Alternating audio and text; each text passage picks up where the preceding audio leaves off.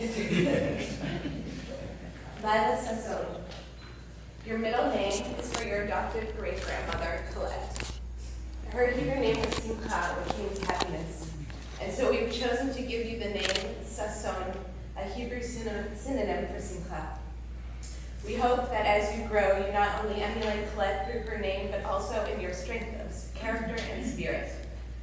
Colette was a source of wisdom, inspiration, and love to your Savta, and in a moment your Savta will share with you who this incredible woman was and who she may be to you as her namesake. Over the last several days, I have experienced a level of joy that I never thought was possible.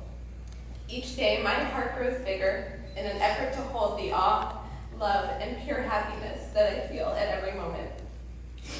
Lilah Sasson, your name is mentioned in Megillat Esther.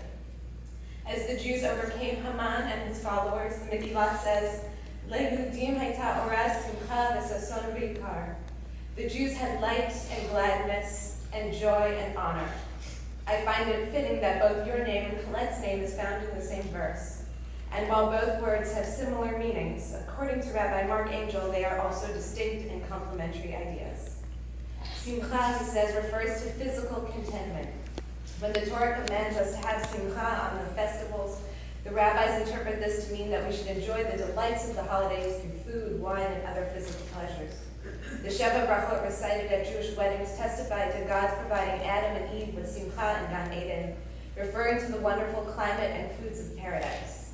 And in the Purim story, the Jews felt simcha for their physical safety. Lilah Sasson, I pray that you will always know simcha, and pray that you lack for nothing in this world.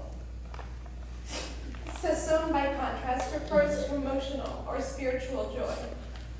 The prophet Jeremiah refers to the joy of a bride and groom as Sasson, because marriage entails a profound sense of feeling complete, of having found a beloved partner with whom to face the adventure of life, and of having discovered that your own joy can come from being fully dedicated to another being. And in a related way, we experience Sasson true joy by being concerned with the lives of others, by trying to change the world for the better, and by performing acts of responsibility, love, and justice. Lilah Sasson, I bless you that your call to serve others never depletes, that you wholeheartedly work to make others' lives better, that you serve as a source of joy to those in need, and that you in turn are filled with Sasson, true spiritual joy. As you journey through life, I pray that you embody both kinds of joy, both simcha and Sasson. I pray that you will have all that you need, and that you discover the true spiritual joy of serving others and repairing the world. Lilah Sasson, your Abba and I promise to nurture you as you strive to find the balance between simcha and Sasson.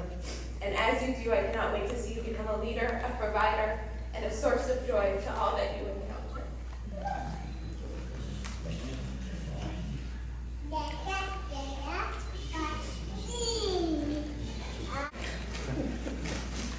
It's a nice thing about family, huh? So Michael asked me to reflect on my mother and her legacy of strength. I had no idea why I was doing this. Asked me to reflect on my mother and her legacy of strength and love for Judaism and for the people in her life. And so I had to reflect on what does it mean, admiration and the concept of role model. For me, it was an individual of strength, loyalty, compassion, and love. And I actually recited the Eshet Hayel at prayer at my mother's unveiling because to me it was a reflection of who she was to everyone around her, not only to me. So if you want to just look at page 310, you can read the Eshet Hayel while I'm referring to it. Lilah was the epitome of a Jewish woman, a true Eshet Hayel. She was the heart and soul to all who knew her. I called her best friend, my Aunt Lee, and I asked her what to say when I was writing this, and she said, "All you can say about Lilah is she was everything to everyone. She was always there with a compassionate ear to give advice when asked. As in the poem, The Prayer, she opens her mouth with wisdom, her tongue is guided by kindness. My entire extended family and all the friends from near and far would call my mother asking for advice or just a compassionate ear. My mother was always available day or night. Lilah. Our long-distance bill, in fact, was probably the biggest part of our household budget. In those days, you got a long-distance bill. Lilah and Bo, my father, came to the United States with 3 young children, no job between them, no education between them, and basically only the clothes on their backs. Lilah was, quote, robed in strength, cheerfully facing whatever came her way. Together they built a life and always maintained Judaism as a central part of this life. They became actively involved in the synagogue in Miami, and as soon as they could afford it, they began to, of course, contribute financially. As an Eshet Hayel, my mother opened her hands to the needy, indeed evident by all the free food my parents gave out from the store to anyone who walked in hungry. There was always a stranger who walked in my mother's store asking for money, and instead my mother would go to the back and make sandwiches or give them a hot meal. She was generous beyond a fault. If you admired any of her possessions, she turned around, took it out of the china cabinet, and gave it to you. She never showed up at anyone's house without a gift, especially if there was a child at the house. Lilah was also a leader in the Montreal Jewish community, starting the first B'nai B'rith chapter that was there. And she was very, very proud of that. She tended to the affairs of her household, taking care of all her friends and family who stayed as visitors for weeks on end.